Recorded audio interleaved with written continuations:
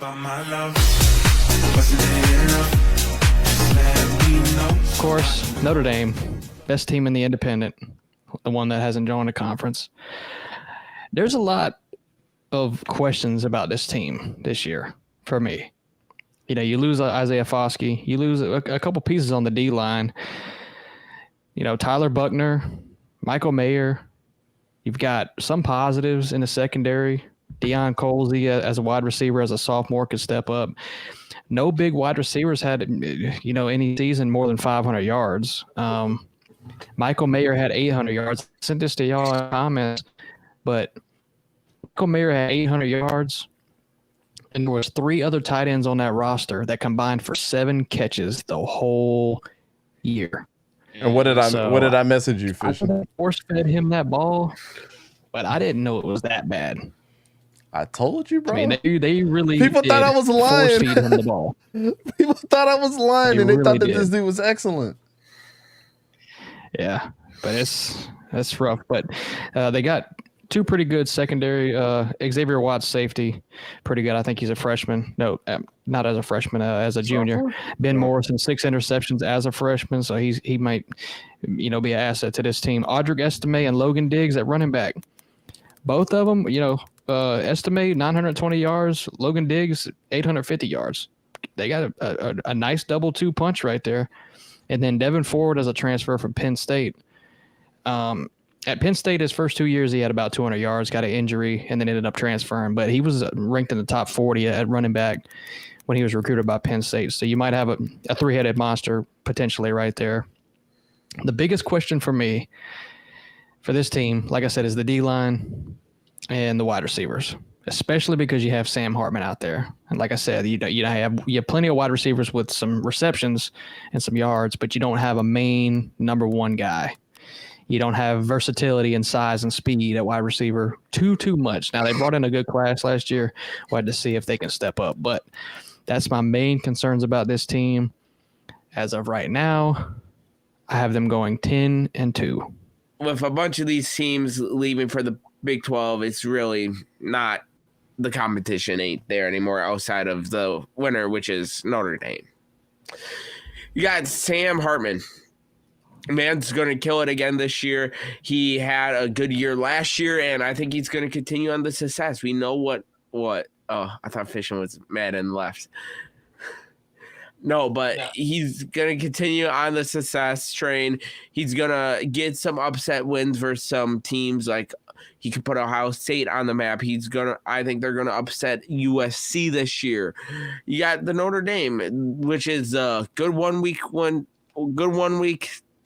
bad the next. So I got Notre Dame here, even with the loss of Michael Mayer. I think someone's going to step up in that receiving room. Notre Dame, and then exactly the same thing with Fishing. I also have them at 10-2, which I think is enough to put them at my 6th seed. We're bringing that back around to when we did the prediction show. Again, Dante, I was already on the Sam Hartman train. Dante got me even more on it. Yes, I agree. You know, you lost pieces on the defensive line, but the way they started off slow last year and then came back to be the team that they are now, I think coach and staff's doing fine. I think their recruits are doing fine. And again, you know that one of 2 things with Tyler Buckner when he transferred. Either he was afraid of competition or they were both really good, but they're both also seniors, Buckner and Hartman. So they said, we're going to go with Hartman. He said, okay, well, I can't. Obviously, I'm a senior. I'm not going to sit on the bench. I'm a transfer. So, right. Sam Hartman won that fight. So, again, good competition. You saw the winner. Sam Hartman's their guy, and I think he's going to produce. Because I've got Notre Dame as my 6th seed. A lot of them cook. I got them at 3 losses. And you guys know how I feel about Notre Dame this year. Yep. They had 2 transfers that I think got underlooked. And Javonte Jean-Baptiste from Ohio State, the dude has what's that? He has 8 sacks so far in his career, which he did not start every single game last year. 9 tackles, 4 sacks, and 1 forced fumble. and he's going to transfer in. He's going to be their main edge rusher this year. And then, dude hasn't produced a lot at Penn State, but Devin Ford was a running back there, and he transferred out, obviously, because of Ching Chong Allen, our boy, and Nick Singleton. Ching Chong Allen? Vacatron Allen, y'all know who we're talking about. Yeah. But Devin Ford's coming out of there, and I think he's going to want something to prove with Notre Dame. He's automatically going to come in and be a weapon from them, learning from those two. You guys know how Penn State produces running backs. There's not a reason why that he's not talented. Former 4-star recruit. So was Jean-Baptiste. And then you guys know about Sam Hartman, man. I don't think it cares. I don't think he cares what weapons are there. I think all this stuff, when I really start to think about Tyler Buckner transferring out to be redrawn with Tommy Rees, I think it's all a smoke screen. I think I told you guys that they're going to be in my college football playoff. And here's more reason why. I have to put him here as my conference winner. I think Sam Hartman's going to cook. They got a tough schedule though. They got a tough schedule this year once again because they don't want to join a conference. So the NCAA is going to make it convenient for them to get back to where they had to get back to. But I see Navy as a win, Tennessee State as a win, NC State as a win, Central Michigan. I think they gave Ohio State their first loss. Duke, they beat them. Louisville, they beat them.